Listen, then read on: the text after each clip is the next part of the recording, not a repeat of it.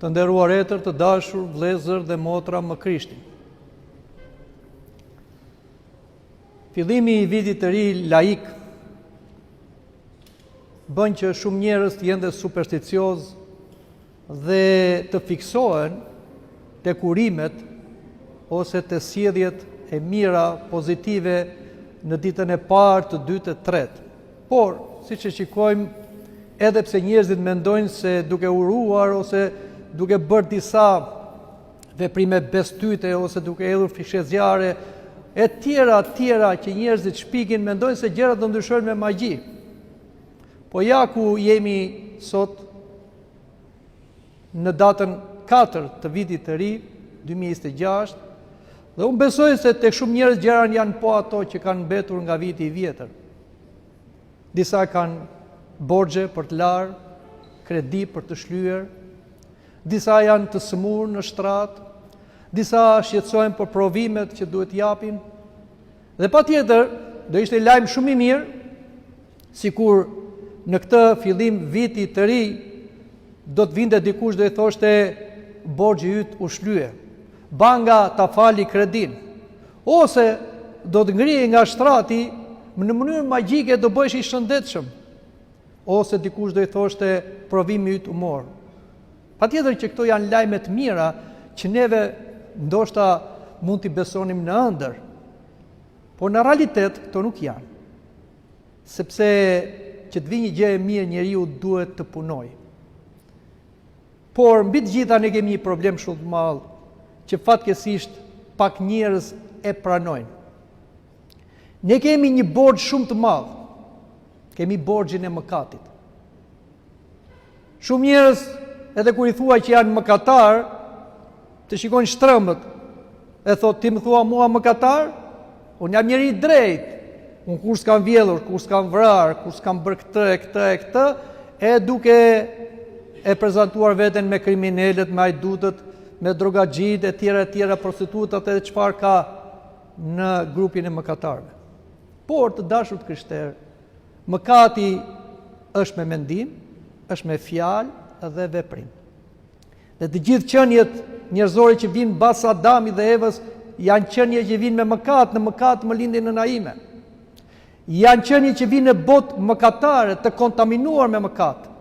Prandaj në mos ke gabuar me veprim, mëkatuar, ke mëkatuar me fjalë, ke mëkatuar me mendim. Dhe ja le të bëjmë një aritmetik të thjeshtë. 365 ditë ka një vit që kaloi dhe ky që hynë. Sigur njerë të mëkatojmë në ditë. Kemi 365 mëkate. Herë 7, që thot shkrimi i shenjtë, 7 herë gabon i drejti në ditë. I shenjti pra, sa shkon. Por edhe sikur një orë ne të jetojmë në këtë botë mëkatare, duke ardhur me mëkat brenda nesh, ne prap do mëkatojmë. Pra, a shikoni se sa është numri i mëkateve që ne mbartim në kuriz këtë borxh nga viti që shkoi, si do të bëjmë? Nuk shlyhet ky borxh thjesht me një urim, na vejmë mbar e gëzuar. Duhet ta zgjidhim këtë problem.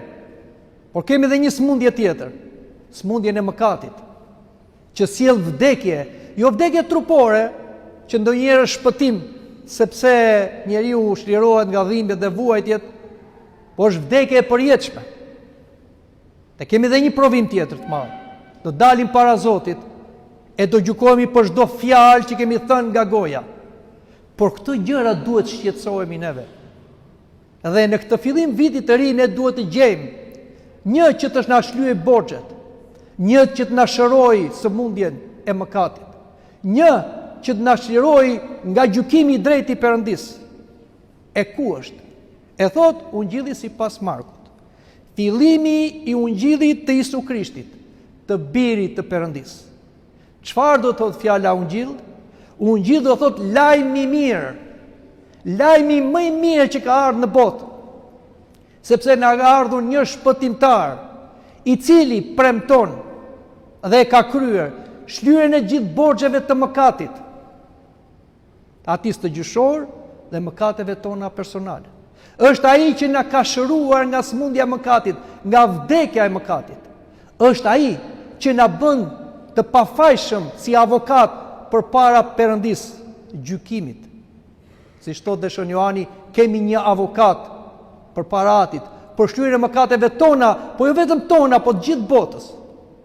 Pra, kështu fillon kishat na thot në këtë fillim vitit të ri, na jep ungjillin, lajmin e mirë, evangelin. Të dashur krishterë, nuk e di se sa ju e lexoni ungjillin, por ungjilli është fjala e Zotit, letra e Krishtit, drejtuar secilit prej nesh. Sikur juve në këtë fillim vitit të ri një mbret, ose kryeministër, ose president, çrëndsi ka, ose njëri shumë i dëgjuar, ju shkruaj një letër, ja u dërgon me post në emrin tuaj. Çfarë do bënit? Do ta lexonit apo ta fusin sirtar? Patjetër do ta lexonit shumë shpejt.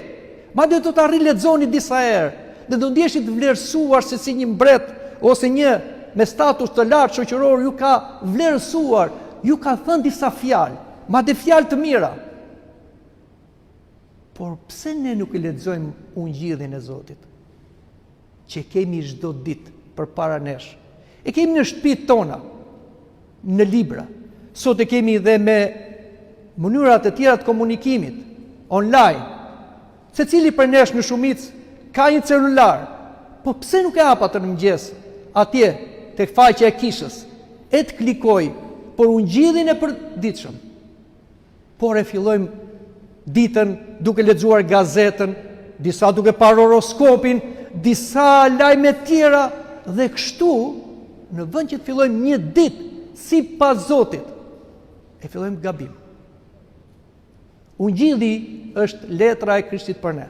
E qofse ne nuk e lexojmë, ne e fyejmë Zotin, por bëjmë një dëm të madh vetes tonë, sepse ungjilli është dritë për këmbët e mia që të shoh rrugën ku duhet eci. Si do ecim ne në rrugën e Zotit kur nuk lexojmë fjalën e Zotit? Ne do gabojmë, ne do rrëzohemi, ne do humbasim. Dhe përgjegjësia është e jona, sepse shumë për nesh kur i ndodh një fatkeqësi ose një gabim the, pse o Zot, pse arrita këtu, pse më le? Faji është i joni, se ne nuk e lexojmë ungjillin, dhe ungjillin duhet ta lexosh çdo ditë para se të fillosh ditën. 2-3 minuta janë leximet e ungjillit që na jep kisha. Dhe çdo ditë duhet i lexojmë ato në mëngjes. Pse në mëngjes? Sepse ungjilli është ajo çfarë na orienton për ditën. Vetë Zoti do të rregullojë jetën tënde që ta bësh sipas ungjillit, që kur dali problemi në ditën tënde të dish si të veprosh. Kur të del armiku përpara, çfarë do bësh? Ungjilli thotë ta falësh, ta bekosh. Kur të del një njeri që është në nevojë, çfarë thotë? Ungjilli thotë i jepi nga të tuat. Kur të del një tundim përpara, çfarë thotë ungjilli? Mos shiko, sepse nëse syri yt të çon në mëkat, më mirë iqe atë, se sa të shkosh me dy sy në ferr.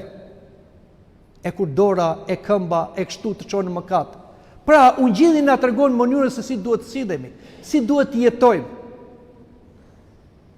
Të dashur të krishterë, dikush tha, ai që nuk e lexon ungjillin për ditë, ai është në kufi të vdekjes shpirtërore. Dhe një herë e dëgjoj këtë një zonjë moshuar. Ishte analfabete. Po kur e dëgjoj këtë u trondit, se ajo nuk e lexonte dot ungjillin, se ishte analfabete. E çfarë bëri? Shkoi në shtëpi dhe filloi të interesohet të mësojë shkrim e këndim. Dhe kur i than të afërmit, po çfarë po bën moj nën? Duhet mësoj të lexoj ungjillin, se unë jam e vdekur shpirtërisht. Por fatmirësisht sot ne dim shkrim e këndim, e dim të lexojmë, që nga fëmijët e deri te të moshuarit. Dhe nuk na falet mos të lexojmë ungjillin e Zotit. Prandaj, kështu fillon jeta jon në këtë vit të ri, me ungjillin, të lexojmë çdo ditë ungjillin dhe të jetojmë sipas ungjillit. Çfarë tha Krishti kur filloi predikimin e tij në Galile? Pendohuni dhe i besoni ungjillit. Duhet pendohemi, dashur krishterë, për mëkatet që kemi bërë, që mos të kemi akoma barë mëkati në këtë fillim viti të ri. Pendimi nuk është thjesht më fal. Pendimi është të rrëfesh mëkatin në misterin e pendimit rrëfimit dhe të lexosh Ungjillin e të jetosh sipas Ungjillit. Vetëm kështu je i krishter. Ndryshe kemi thjesht emër të krishter. Dhe e fundi që dua të them është Ungjilli është një libër lajm i mirë, por është dhe një libër i rrezikshëm. Sepse ka shumë vende aty që i ka lejuar Perëndia që të rrezohen egoistët. Ata që thonë unë i di të gjitha, unë s'kam nevojë për mësimin e kishës, unë e lexoj dhe interpretoj vetë Ungjillin. Këtu bien eretikët. Dhe shikoni sot grupe heterodokse pa fund, me qindra, me mira, gjithë Ungjillin kanë, por secili e interpreton Ungjillin sipas mendjes së vet. Jo të dashur të krishterë. Ungjilli interpretohet sipas asaj që pata Krishti, mësuan apostujt, interpretuan etrit e kishës sonë ortodokse. Kështu që Ungjilli mësohet nga guida e kishës ortodokse. Prandaj, asnjëherë mos pranoni t'ju mësoj dikush tjetër që nuk vjen nga kisha ortodokse, sepse Ungjilli nuk gabon, po interpretimi i tij sjell gabime.